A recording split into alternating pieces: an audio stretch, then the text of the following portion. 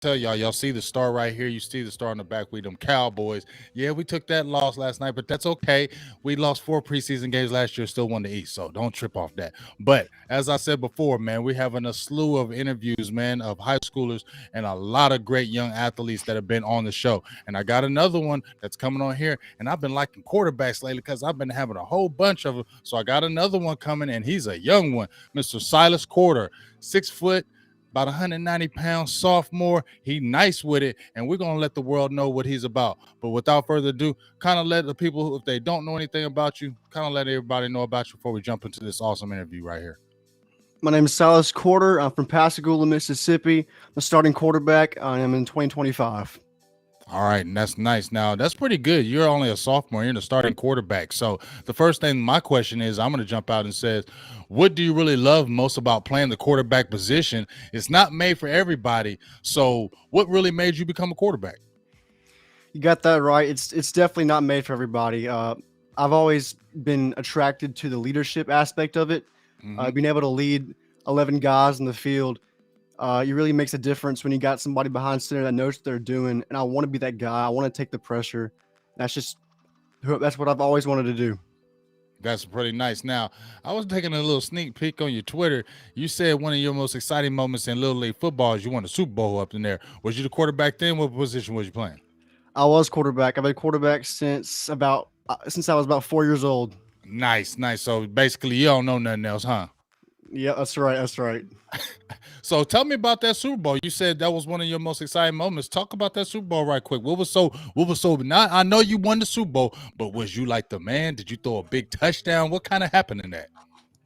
Honestly, it was just because it was such a good just team win. It Right, came right. down to like three overtimes. There was a fumble. There was a pick that we stopped somebody. I threw a pick actually, and it one of my guys now is who is a linebacker goes back and stops him on our 1 yard line, and like it was just so exciting. And like we'd score, they'd score. It was a back to back game. I think the final score was like in the 50s, and this is like 9 and 10 years old. So I mean, Right, like right. this is like a huge scoring game. But yeah, we threw a lot for being that young.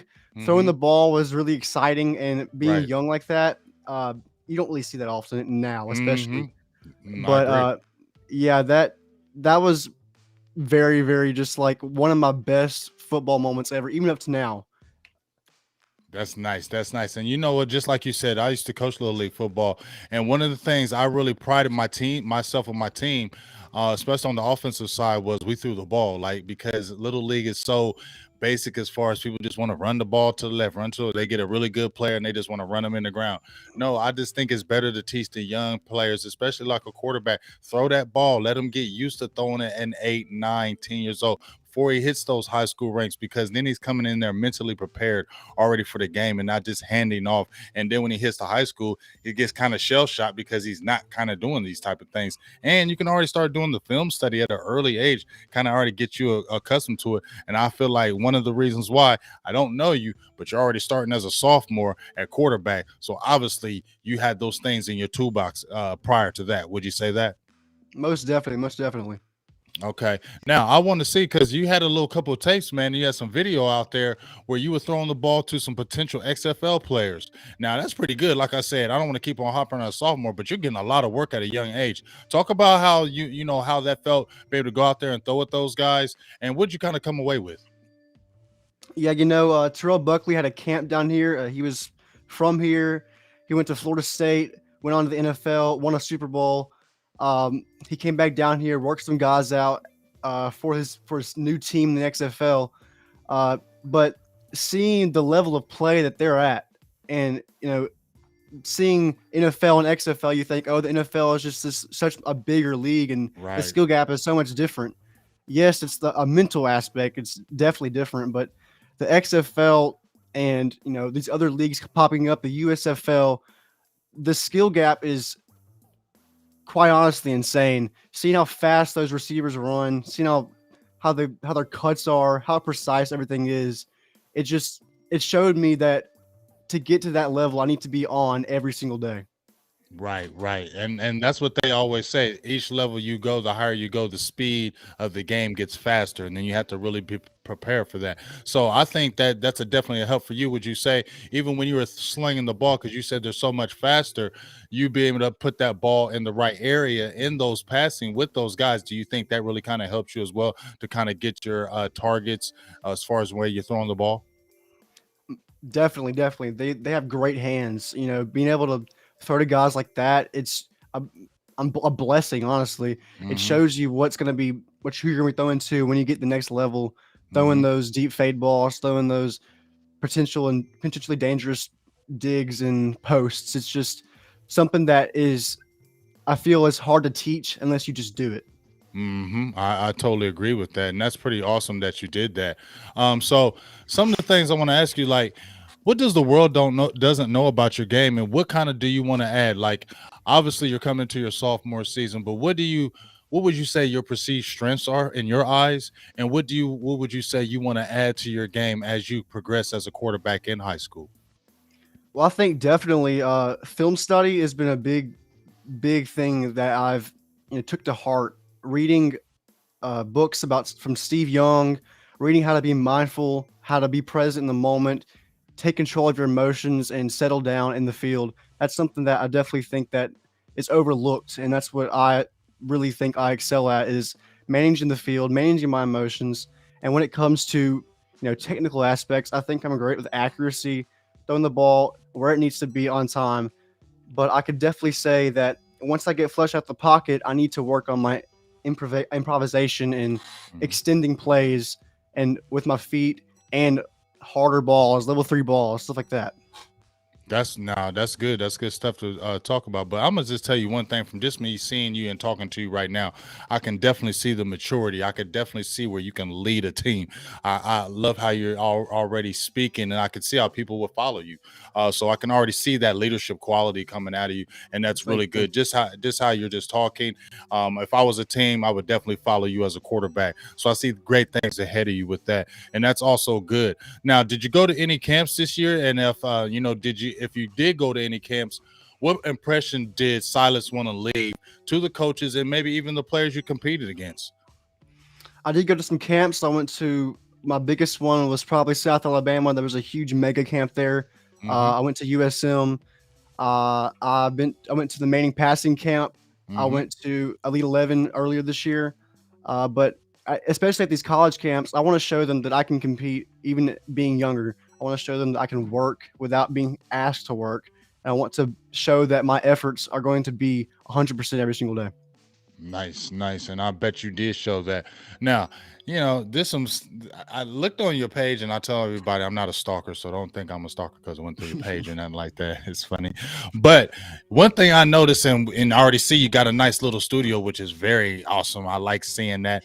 But it says you're a musician and a producer, and one thing I noticed that you're really kind of avid in the community. I've seen you going to the elementary schools. I've seen you working with the young kids with the little league football, even as you told your own story, which is pretty amazing because a lot of young people aren't really doing that right now, and that's amazing to see. So, number one, what kind of got you into music and producing, and number two, kind of how do you feel about kind of already being a stalwart in the community and having that kind of uh, behind you right now?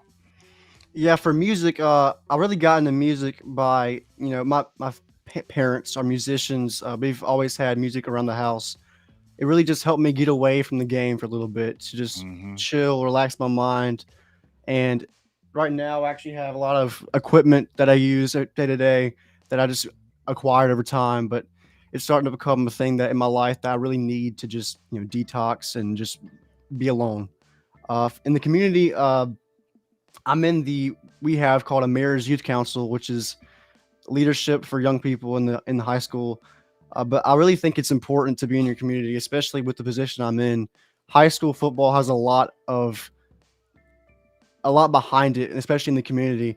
I think the one thing that's lacking now is community involvement with high schoolers. I think that there's so much that we can do as young people that we can change that we just don't do. I think the first step towards getting people to come to games, to bettering your community, is being involved with it, especially cultivating the young people, especially in that camp that I was at. I actually coached baseball as well. That's just a big deal for me. Man, I totally agree with you, man. I work with young people for pretty much the majority of my life, man. And to hear that, that is totally 100%. Especially when they see the football's player coming to the high school, the elementary schools, the middle schools, you guys getting out there, like you said, that gets the community excited. That gets the community behind you. Next thing you know, you start seeing your games more field. Obviously, winning does help. But when you're out there in the community like that, doing those type of things, I know for me, if I saw the kids coming out and they're in their football uniforms, I'm gonna be like, when y'all play? What's y'all first game? I'm gonna be thinking that. But if y'all never out there doing that, I'm gonna probably be like, why am I gonna go to a football game? You know what I'm saying? Unless maybe I know a family member. So what you're doing in that aspect is pretty awesome, and that's a good thing. Now, I always ask this. But first of all, let's on the music side. What instrument do you play? Any type of instruments? Anything like that?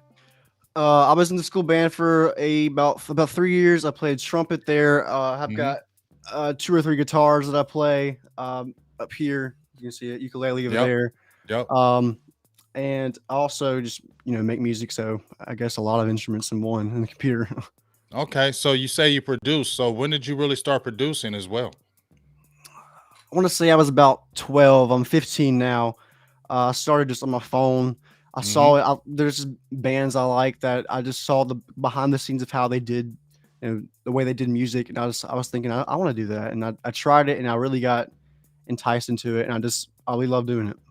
Nice, nice. Now I love music, but I can't play a music thing to save my soul. But I tell you what, if I could do that, I feel you. Like I love music. It's my winding down. Like you said, it's my detox. Like when I get away from things, I love to hear listen to good music, just kind of put me in the zone to kind of get away from things. So the fact if I could play an instrument to really I could be singing to myself, man. If I could do it, bro, I'm telling you, I'd be playing that guitar like la, la, la. I'd be singing to myself all day if I was good at that. Let me tell you.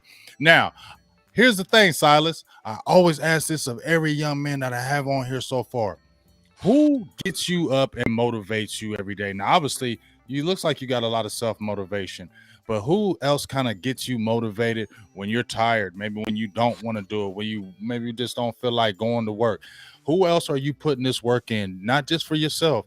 Who else are you putting this in for? Maybe a mentor, family, anything. Who are you out there saying that when I'm out there, maybe want to quit? This kind of motivates me to keep going.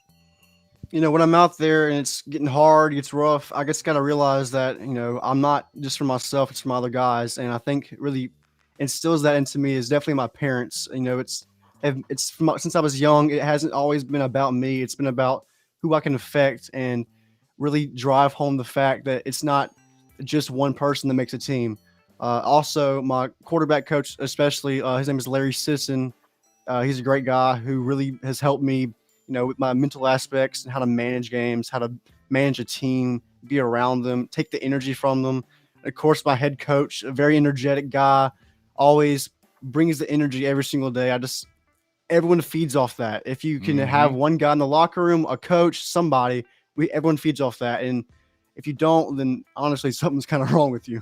Yeah, you're right. Especially in the game of football, you need that kind of That's right. motivation. You're just Hmm. walking around and everybody ain't getting into it, then that's a problem, especially if your coach ain't being able to do it. So that's great right there. Now, obviously, you got some team goals, personal goals. Everybody wants to win a state championship.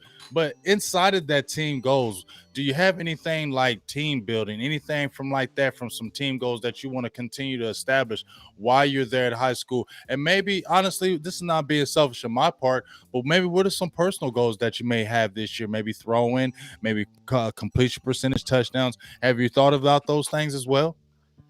I think for our team goals, it's eliminating pre-snap and post-snap penalties. That's one thing that we've been struggling on. If offsides ruins drives, also snaps as well. Catching the snap, seeing the snap, making a good snap. It can be a completely drive ruiner. 3rd and 10, drop a snap, it's done for. Um, Another thing is we have a lot of RPOs in our system, and so with that, there can be a lot of incompletions. And so we want to make good reads every single play and make sure we know what we're doing with the ball. As it goes for personal goals, I would say ball security is one thing I need to work on. I threw a little bit too many picks I should not have made, some bad decisions. I just really got to work on that and reading who I'm going to read. Honestly, I'm not going to say that I have a goal for completion percentage or touchdowns, but of course, that's a side effect that goes with making good decisions. And if I keep making good decisions, other things will come and it'll just make me look even better.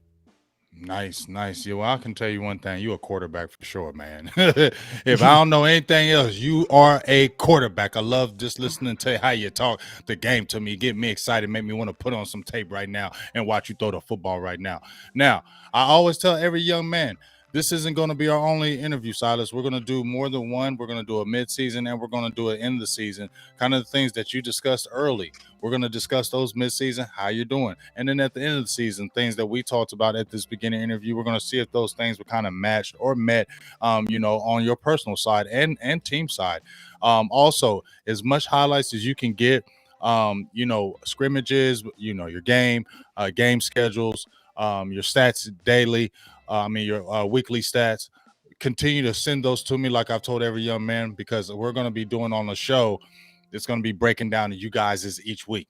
And everybody's not going to be in the same state, but we're going to do a kind of like a collaborative thing. Maybe have player of the week awards. So the more information that you can give me, the more that we can do. And we'll highlight it on the shows whenever you like. Hey, let's say you have a big game, throw 400 yards, four touchdowns, go crazy. You like, hey, big game. Hey, you just see what I just did? I turned up and we blew this team out. Oh, I'm gonna be like, okay, give me that tape because we showing everybody right now. You feel me? So much you can get me out there, man. We're gonna sling that out there and let everybody know about Silas Corder because you about to be a dog. 3 more years at quarterback, bro. You about to kill it. So I'm excited to see that, and I'm excited to see what you about to do in the future for your team. Now, is there anything else you want to say before we head off of here today?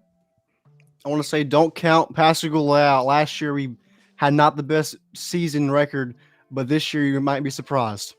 I love hearing that. You better check them out. We're going to be posting as much as we can and letting you in the world and continue to know about Silas Corder, 6 foot, 190-pound sophomore, 2025, about to be in your area, about to be smashing things. And like I said, we're going to be having these conversations later on, and we're going to be like, hey, Silas, remember we talked when you was a sophomore? Bro, you a senior now. You going to LSU? What? You know what I'm saying? He's just throwing it out there. I'm just throwing the school out there, all that good stuff.